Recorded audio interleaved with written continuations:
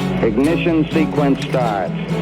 6, 5, 4, 3, 2, 1, 0. Liftoff. We have a liftoff.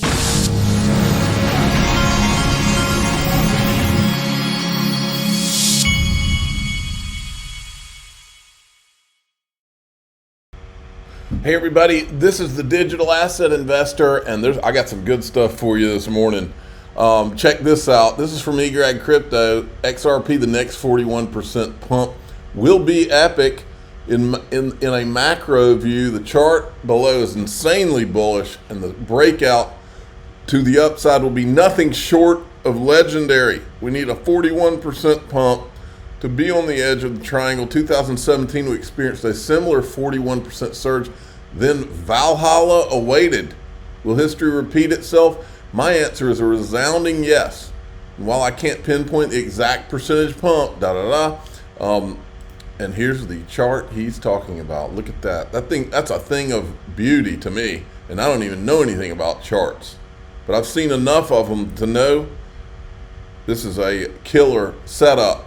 Now, kudos to Ray Fuentes. I want everybody to go and subscribe to Ray Fuentes. He put out this video. I don't know when it's from, but he put it out 9 hours ago, and it's the PolySign CEO Jack McDonald on stage interviewing Brad Garlinghouse with his Ripple socks on. And Riz XRP went and found all sorts. He went through it and found a bunch of clips. So I decided to just pull up his Twitter or X handle and tell you need to follow him at RIZXRP. This guy put it all together for us. Watch this, and there could be some overlap. I don't know, but they're all worth listening to. So I hope your therapist approves this one. And pushing Gary Gensler's head. I'm just curious, who or what is he protecting? You know, it reports to say it's retail investors, and then why? What is the motivation? I feel like I have this conversation. Power. It is. I think it's simply like, I don't know. Is anybody here based in Washington? All right, well, one person. But I've started spending more time in Washington. I think it's simply a dynamic of how does the SEC. I want to expand. I want to have more power. It's putting the power ahead of sound policy. It's putting politics ahead of innovation in the United States. I think it's abhorrent. I mean, I can't. I mean, there's a reason I'm dressing this Halloween as a. I'm not kidding, by the way. I have an orange jumpsuit. It's in the car right now. I don't think there's any altruism in what he's trying to do. It's not coming from how do I protect investors. I mean, think about it. They went after Ripple and had 75,000 people who hold XRP in the United States trying to sue the SEC. At the same time, literally FTX is whatever the allegations. I don't know. He's testifying today. I don't know what's going to happen. Well, I think I know what's going to happen. But, Gary Gensler won't. I mean, he was called in front of Congress and asked to comment about his meetings with SBF, and he won't comment about it. This is a government, he's a servant to us, right? What is going on? Anyway, I think it's just power. Sorry. Great clip. And here's another one. Not that one. Right here. Listen to this one. July 13th was the day that the decision was made that XRP is not a security, which I think was very important for Ripple, very important for the industry. This past, it's really been. It was actually 1 week ago today that it was the SEC decided to dismiss the remaining allegations against Chris Larson and myself, which the SEC is hard to beat, and that you would expect me to be rather elated about that. I would be elated. Yeah, I'm not elated yet. I hope I get there, and I'm actually glad you asked this part because I want to talk about this a little bit. I'm not elated because I'm angry, and I think we all should be angry. They brought a case against me personally that everyone knew right out of the gates was that's a really tough case to win. It's kind of saying, I knew XRP was a security, and then I acted anyway, even though they have emails internally where they didn't know what they were calling it. So And again, Jay Clayton, who was the chair at the time, he's on video saying that he likes to bring charges against the individuals to pressure them into settling. On Christmas Day before he Yeah, exactly. The day before Christmas, where he's on. Now think about that comment. So Jay Clayton says, we want to pressure them into settling. That is called bullying. Yeah. That isn't what the law says.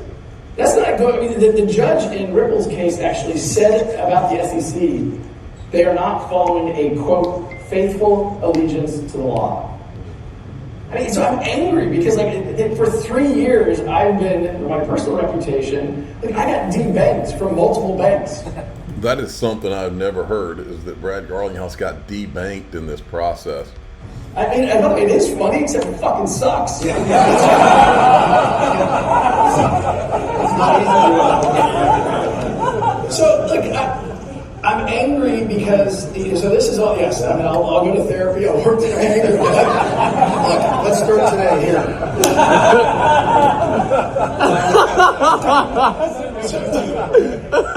My anger is there's no recourse.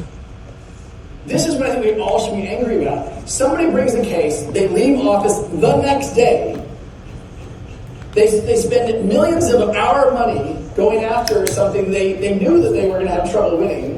They were bringing the allegation against me and Chris personally to pressure to settle with the company. And look, it would have been way easier. They did offer Chris, and I think this has sort of been reported already, but they did offer Chris and I a settlement where we would pay a fine and kind of admit or deny or whatever the language is. But they were doing that because they wouldn't settle with the company.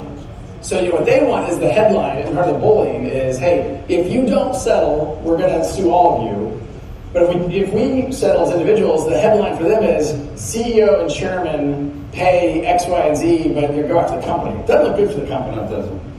So my anger is I spent 3 years having my reputation dragged through the mud. I paid tens of millions of dollars of legal fees. Luckily, I was in a company like Ripple who could afford to pay those legal fees, but most people can't do that. And the people who brought the case, Bill Hinman, I mean, even though I'm going to dress up as him for Halloween, that's the only recourse he has. There's no harm to him. There's emails that through the discovery process we find that they knew that they didn't know what XRP was, and yet they're going to say, hey, we're going to sue these guys anyway. And then there's so many great clips here, but I'll play you this one and then we'll move on. Check this out.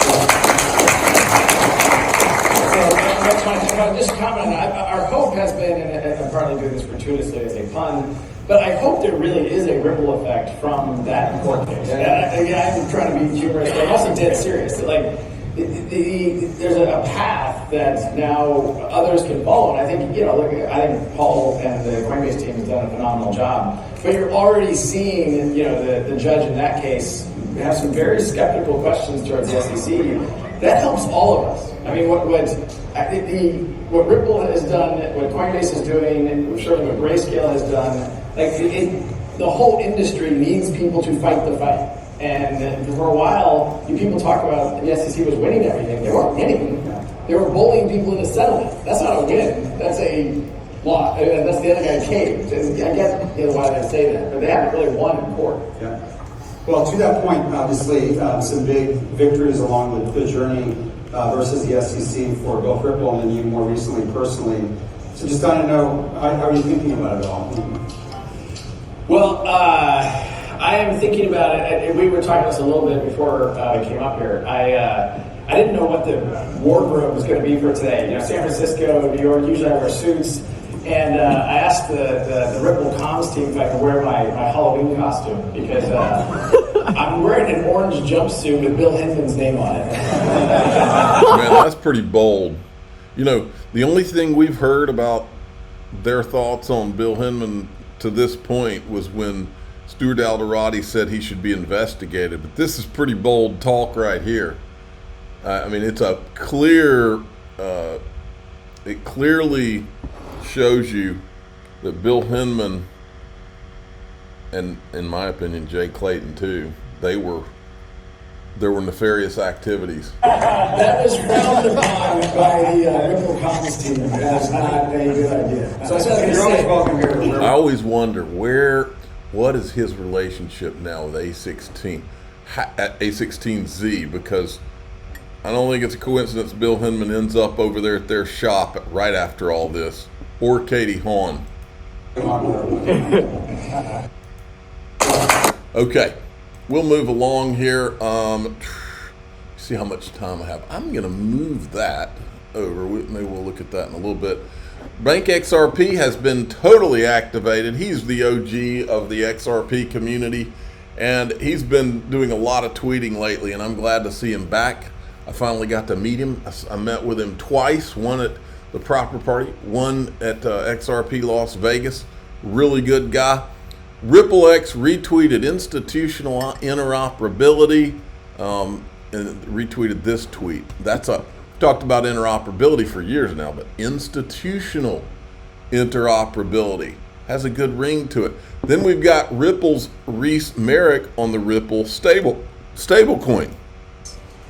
Yeah, definitely lots of products, including a new stablecoin offering. So I'm curious as to where that target market is, because I don't think there's too much stablecoin activity in this region. So curious as to where the Ripple stablecoin is targeting.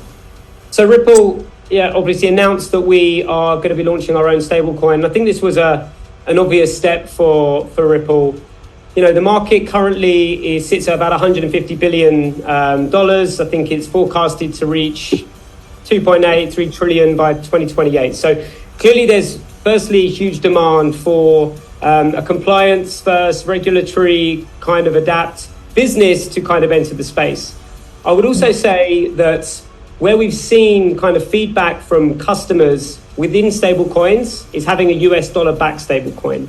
60% of global trade or global transactions are actually US dollar settled, and not all of them are actually settled in the US. I think if you look at the Middle East and the GCC region, a number of countries here are actually pegged to the USD. So we believe that there's definitely a need for a US dollar backed stablecoin to really enhance kind of cross-border settlement, not only across this region, but more broadly, more globally. Okay, and what's the unique selling point of the Ripple stablecoin compared to that of USDC Circle or USDT Tether? I would say that Ripple has spent 12 years in building out a cross-border payment offering. We had the infrastructure. The stablecoin was the next evolution of that. So it actually gives our customers optionality into how they want to receive, whether it's fiat, whether it's stablecoin. So really, we feel like we've got the infrastructure. This is just an additional kind of layer to that to kind of build off.